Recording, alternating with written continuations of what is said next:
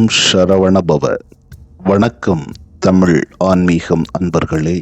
இந்த பிரபஞ்சத்தையே இயக்குகின்ற மிக பெரிய உண்மையை பற்றி நாம் இன்று பார்க்க போகிறோம்.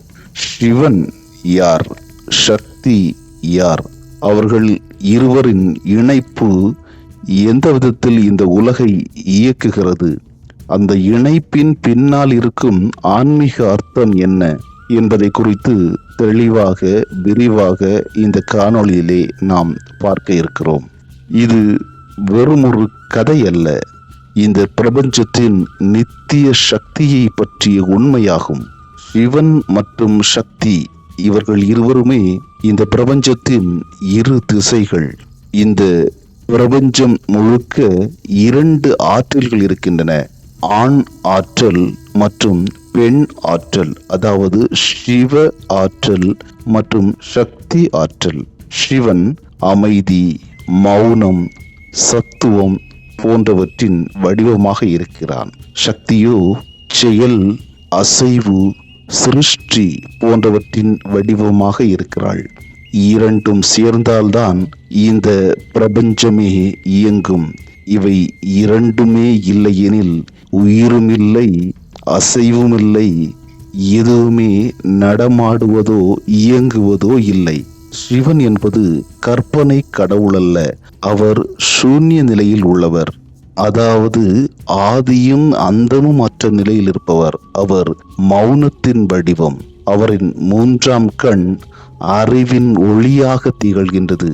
அது அனைத்தையுமே ஊடுருவி பார்க்கக்கூடிய ஆற்றல் மிக்கது. சிவன் தியானத்தில் இருக்கிறார் என்பது அவர் எதையும் செய்யாமல் வெறுமனே அமர்ந்திருக்கிறார் என்பதல்ல பொருள். அவர் அனைத்து இயக்கத்தின் ஆதார புள்ளியாக இருக்கிறார் என்பதுதான் அந்த தியானத்தின் மூலம் நமக்கு கிடைக்கக்கூடிய தெளிவு ஆகும். சக்தி என்பது உயிரின் இயக்கம். சக்தி என்பது அதிர்வின் வடிவம். சக்தி இல்லையேல் உலகமே தனது இயக்கத்தை நிறுத்திவிடும். அவள் உயிர் சக்தியாகவும் குண்டலினி சக்தியாகவும் மூல ஆற்றலாகவும் விளங்குகிறாள். அவள்தான் பிரபஞ்சத்தின் சிருஷ்டி, ஸ்திதி, சம்ஹாரம் அனைத்தையுமே நடத்துபவள். சிவன் அமைதியாக இருப்பார், ஆனால் சக்தியோ அவரின் மௌனத்தை இயக்கமாக மாற்றக்கூடிய வலிமை மிக்கவள். அதனால்தான் நமது சாஸ்திரங்களில் அர்த்தநாரீஸ்வரர் வடிவம் தோன்றியது. அதாவது பாதி சிவன் பாதி சக்தி, இரண்டுமே சரிசமமான அளவில் இருப்பது. இந்த வடிவம் சொல்லுகின்ற செய்தி என்னவென்றால், ஆண் பெண் இரண்டும் சமம். சக்தி இல்லாமல் சிவன் செயலற்றவராகிவிடுகிறார். சிவன் இல்லாமல் சக்தி திசை தெரியாமல் இருப்பவள் என்ற நிலைமைக்கு வருகிறார். இது வெறும் தத்துவம் மட்டுமல்ல, வாழ்வின் உண்மை நிலையாகும். இருவரும் சேரும் போதே பிரபஞ்சம் சமநிலையை அடைகின்றது. சிவன் மற்றும் சக்தி இவர்களின் இணைவு என்பது வெளிப்புற தெய்வங்கள் பற்றி இணைவது அல்ல, அது உள்ளார்ந்த உள்ளமைந்த ஆற்றல்கள் இணைவதை பற்றி குறிப்பதாகும். நம் ஒவ்வொருவரிடமும் சிவ சக்தி இருக்கிறது. நம் மனதின் அமைதியானது சிவனாகவும், நம் செயல்படும் ஆற்றல் என்பது சக்தியாகவும் விளங்குகின்றது. இந்த இரண்டுமே சமநிலையாக இருந்தால் மனிதன் தெய்வ நிலையை அடையலாம். அதாவது தியானமும் செயலும், அமைதியும் அன்பும், அறிவும் உணர்வும் இவை அனைத்துமே இணைந்து ஒன்றாகும் பொழுது ஆன்மாவில் ஒளி பிறக்கின்றது.